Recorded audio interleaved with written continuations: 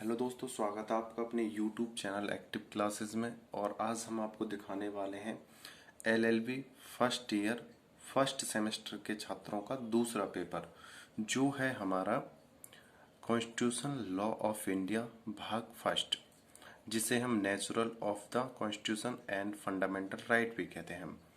LLB first और first sem है और ये 2019 का हमारा एग्जाम है।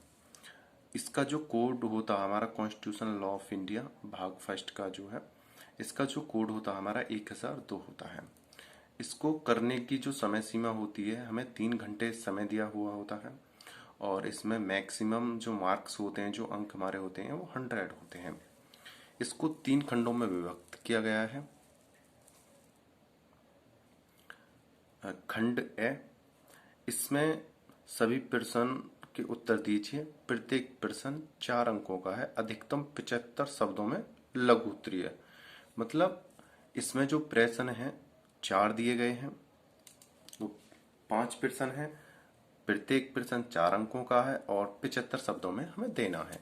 तो खंड ए का जो हमारा पहला जो प्रश्न है, देखते हैं हम क्या है। इसमें जो पहला था हमारा था, मूल अधिकार का दावा कौन कर सकता है और ये अधिकार किसके विरुद्ध उपलब्ध है। दूसरा जो हमारा है, संघवाद के आवश्यक तत्वों को लिखिए। तीसरा है हमारा, विधि के समक्ष समता और विधि के समान संरक्षण का अति संक्षेप में वर्णन कीजिए। चौथा जो हमारा प्रश्न है वह है, भारतीय संविधान के भाग 3 में उल्लिखित मानव के दुर्व्यवहार और बलात्श्रम का प्रतिषेध एवं कारखानों आदि में बालकों के नियोजन का प्रतिषेध से संबंधित प्रावधानों को लिखिए। पांचवा जो हमारा अति लघु प्रश्न है वो है, क्या उद्देश्य का भारतीय संविधान का भाग है, अतः संक्षिप्त में वर्णन कीजिए। दूसरा हमारा खंड ब, इसमें जो हमारे देखिए, निम्नलिखित 3 प्रश्नों में से किन्हीं 2 प्रश्नों के उत्तर दीजिए। प्रत्येक प्रश्न यानी 10 अंकों का है। अधिकतम 200 शब्दों में हमें ये लिखना है। इसमें हमारे 3 प्रश्न हैं, जिनमें से 2 करने हैं और प्रत्येक हमारा 10 नंबर का है, यानी 20 नंबर के हमें 2 प्रश्न करने हैं। जो इसमें हमारा पहला प्रश्न है वह है, भारतीय संविधान में प्रत्याभूत मूल अधिकारों को किन परिस्थितियों में और किसके द्वारा निलंबित किया जा सकता है। क्या इन अधिकारों को सामान्य दिनों में सशस्त्र बलों के सदस्यों के प्रयोग के संबंध में निलंबित अथवा निराकृत किया जा सकता है, विवेचना कीजिए। यह है हमारा पहला प्रश्न खंड ब का। देखते हैं अपना खंड ब का दूसरा प्रश्न। यह है हमारा दूसरा, अल्पसंख्यकों से आप क्या समझते हैं। निर्णित वादों की सहायता से भारतीय संविधान के भाग 3 में प्रत्याभूत अल्पसंख्यकों के संस्कृति और शिक्षा संबंधी अधिकारों की विवेचना कीजिए। और इसमें है तीसरा, ये राज्य के नीति निर्देशक तत्व मूल अधिकारों से कैसा संबंध रखता है, निर्णित वादों की सहायता से विवेचना कीजिए। ये 3 प्रश्न से 3 में से 2 करने थे, जो हमारे प्रत्येक 10 का था, और 2 करने पे हमें 20 अंक प्राप्त होते। इसमें अब हमारा आ जाता है खंड से विस्तृत उत्तरीय प्रश्न। इसमें है, निम्नलिखित 5 प्रश्नों में से किन्हीं 3 प्रश्नों के उत्तर दीजिए। प्रत्येक प्रश्न 20 अंकों का है।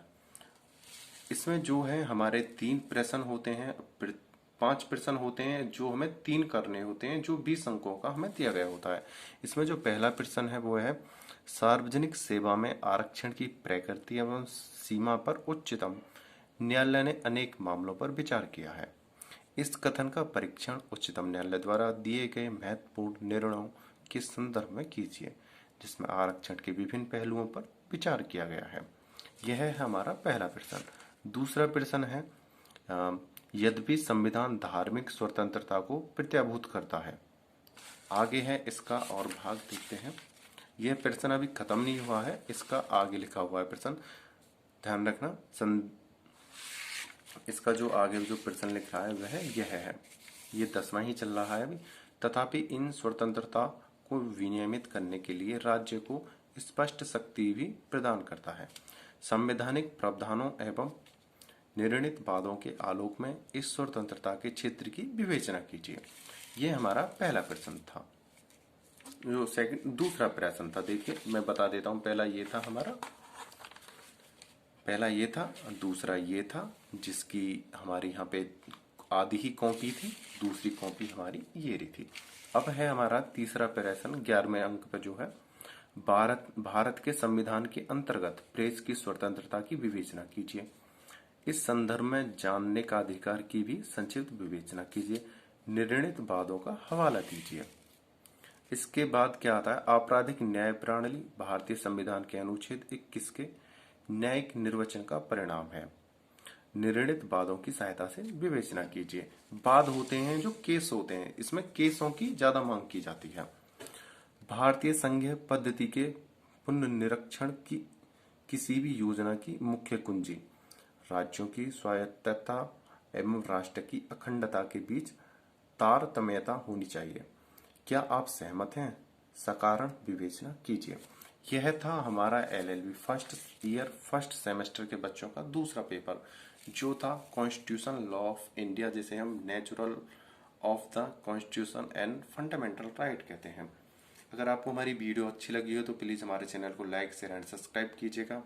और हमारी वीडियो को देखने के लिए धन्यवाद। Take care, bye bye.